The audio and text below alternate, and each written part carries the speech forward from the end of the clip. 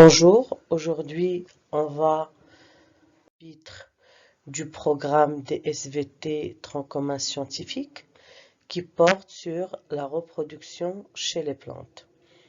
Dans ce chapitre, comme vous l'avez déjà dans vos manuels, elle est composée de plusieurs unités.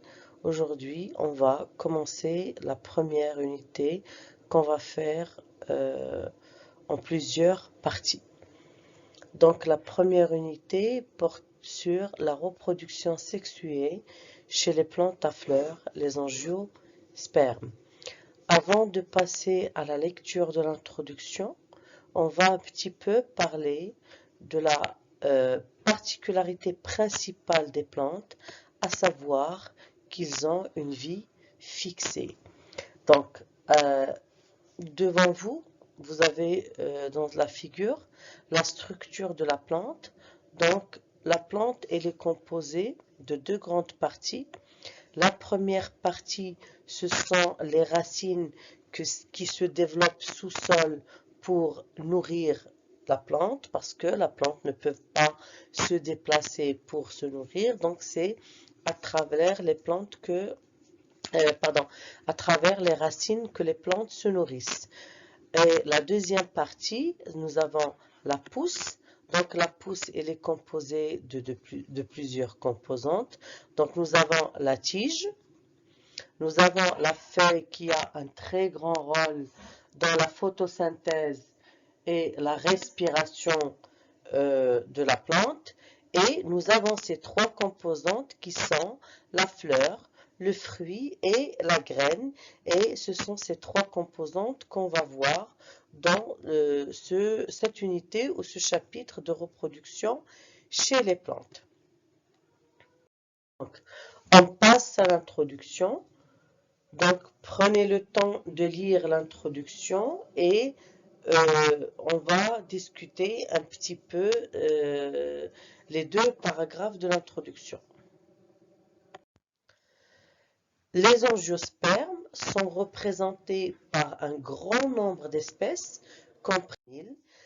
Ils constituent ainsi le groupe de plantes le plus diversifié et le plus développé. Et ceci grâce à une grande innovation qui est la fleur. Donc la fleur, il a un très grand rôle dans la diversification et le grand nombre des angiospermes. Pourquoi? Parce qu'elle constitue l'appareil reproducteur chez les angiospermes. Donc, les angiospermes, c'est un mot qui est composé de deux parties. La première partie, angio, qui veut dire capsule. Donc, ça serait bien si vous prenez votre cahier d'activité ou un bloc-notes pour noter ces explications. Donc, angio veut dire capsule et sperme veut dire graine. Donc, chez les angiospermes, la graine, elle est enfermée dans une capsule, c'est-à-dire elle est enfermée dans le fruit. La formation du fruit est le résultat de deux phénomènes très importants qui sont la pollinisation, et donc ça c'est le premier phénomène, et la fécondation. C'est quoi la pollinisation? La pollinisation, c'est le dépôt des grains de pollen sur la fleur et principalement sur le stigmate. On va voir ce détail après. Et la fécondation, c'est la rencontre des cellules sexuelles mâles avec les cellules sexuelles femelles. Donc, à la fin, ce paragraphe, cette dernière petite phrase, elle est très importante. Quand le fruit devient mûr, il va libérer des graines. Ces graines, bien sûr, ils vont germer, se développer, donner de nouvelles plantes. Ces nouvelles plantes, elles vont donner des fleurs. Les fleurs, elles vont être pollinisées et fécondées et elles vont donner à leur tour un fruit, ainsi de suite. Et ça, c'est ce qu'on appelle un cycle de reproduction.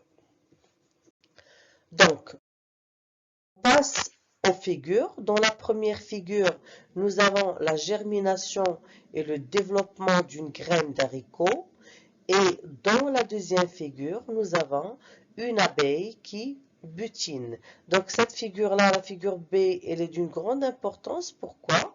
Parce qu'elle montre que, vu que les plantes, ils ont une vie fixée, donc ils ont besoin de d'autres facteurs pour la pollinisation, et un des principaux facteurs, ce sont les insectes et principalement les abeilles. Regardez ici, cet amas jaune-là, ce sont des grains de pollen. Ces petits points jaunes sur l'abeille, ce sont des grains de pollen qui vont être déplacés par l'abeille vers d'autres fleurs pour faciliter la pollinisation et la fécondation.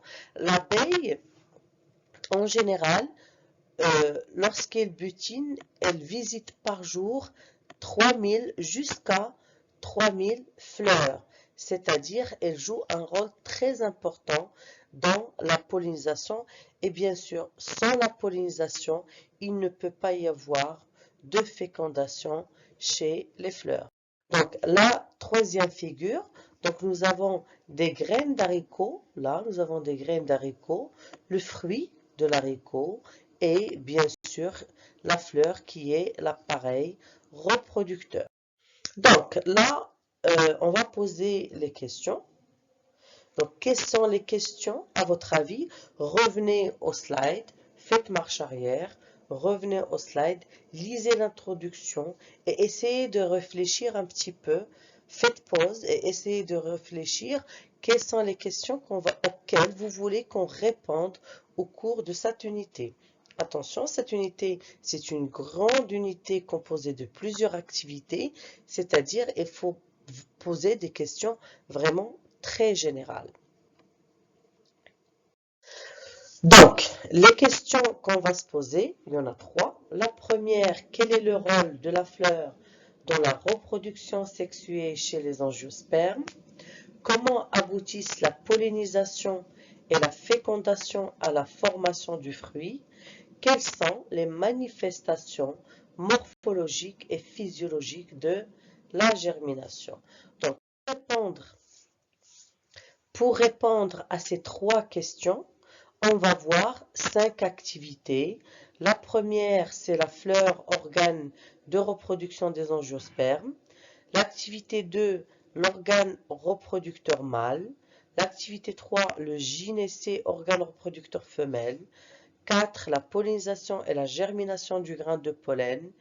Et 5, la germination de la graine chez les angiospermes. Ici, l'androcée et le génicée, les deux, ils sont à l'intérieur de la fleur. D'accord? Donc, le génicée et l'androcée, ils sont à l'intérieur de la fleur. Donc, on va arrêter cette première partie introductive de l'activité de l'unité ici et après, vous allez voir une deuxième vidéo pour la suite.